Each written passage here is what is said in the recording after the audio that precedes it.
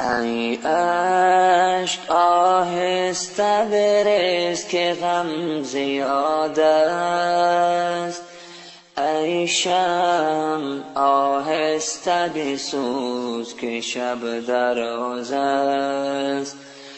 امروز کسی محرم اسرار کسی نیست، ما تجربه کردیم کسی یار کسی نیست.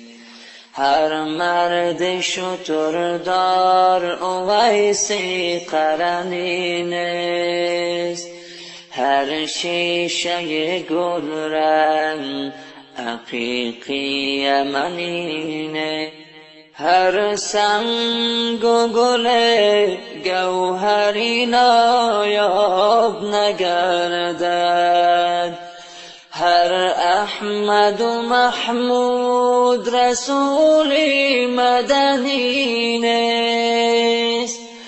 بر مرده دلان پند مده خویش نیازار، زیرا که ابوجهل مسلمان شدنی نیست.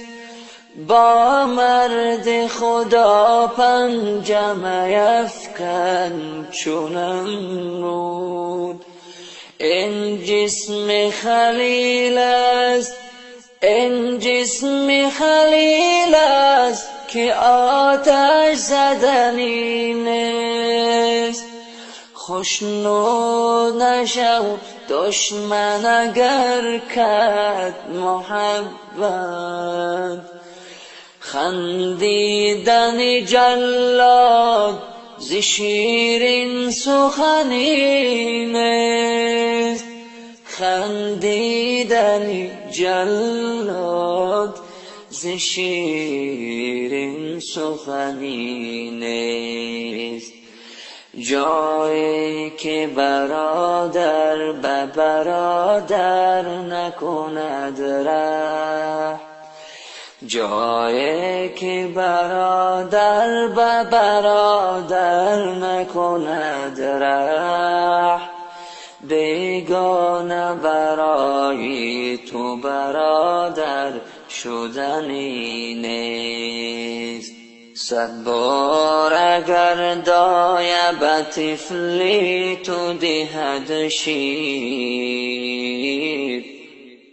غافل مشو ای دوست که مادر شدنی نیست.